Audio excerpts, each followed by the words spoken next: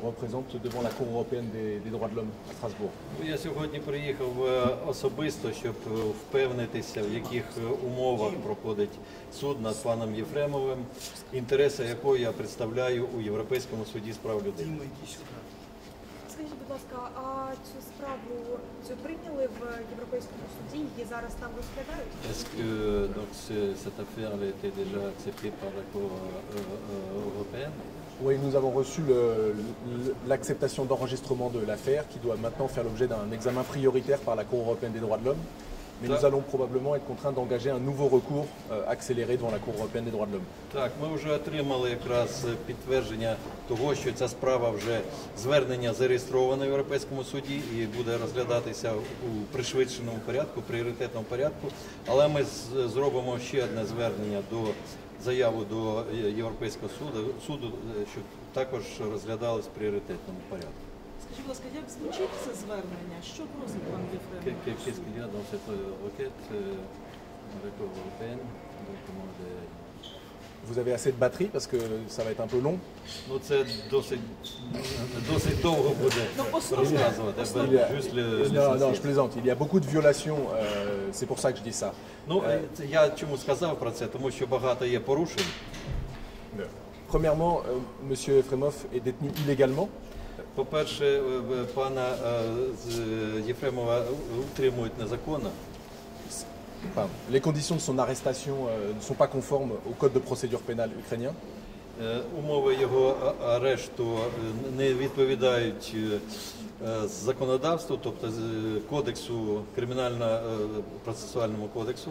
Comme l'a dit mon excellent collègue Melnikov, il est détenu dans des conditions sans voir la lumière du jour et sans avoir des conditions de détention qui sont conformes au droit européen, à l'article 5. Як сказав мій колега пан Мельников, що він утримується в умовах, коли він не має доступу до природнього світла, а це порушує європейські правила утримання затриманих. Les conditions de sa prolongation de détention sont également irrégulières. І також продовження його утримання під вартою також є незаконними. Vous l'avez entendu, le procureur général a déclaré qu'il était coupable avant qu'il ne soit jugé, ce qui est une atteinte caractérisée à la présomption d'innocence.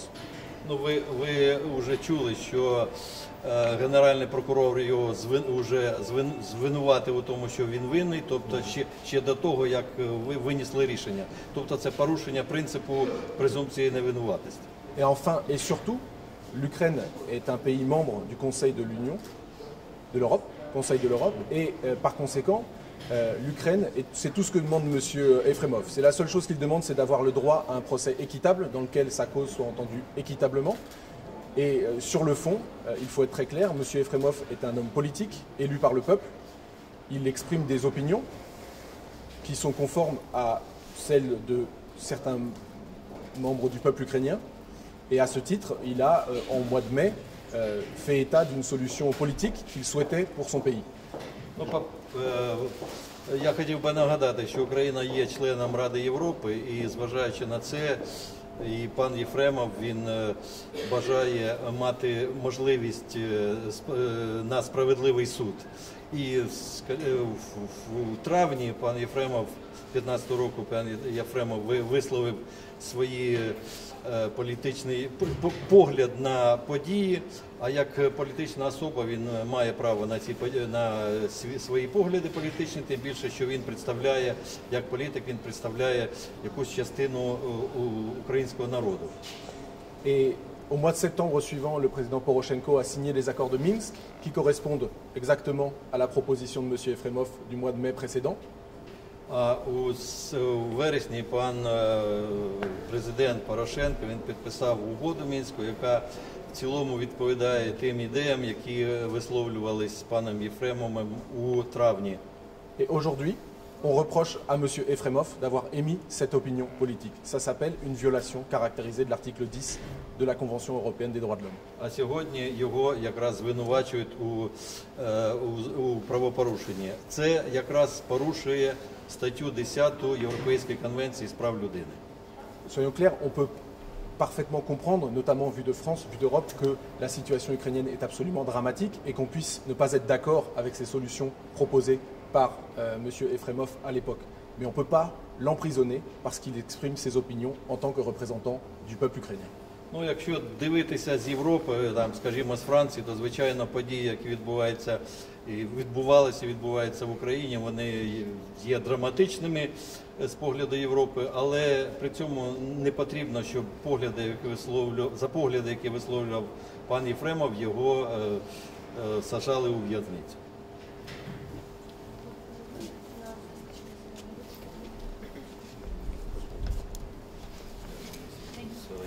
Постійте, будь ласка, постійте, трошечки познімаю. Je suis pas avocat ukrainien, moi. Я не український адвокат, так що не знаю, чи буде. Je n'ai pas les compétences de mes У collègues. мене це буде.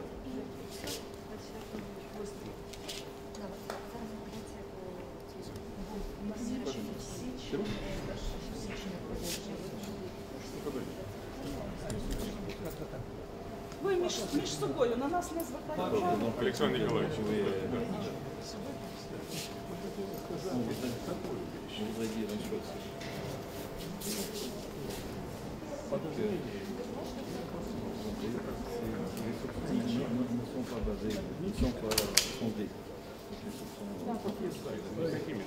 Il n'y a aucune preuve. Et donc, dans ce complément à l'appel, nous avons reflété.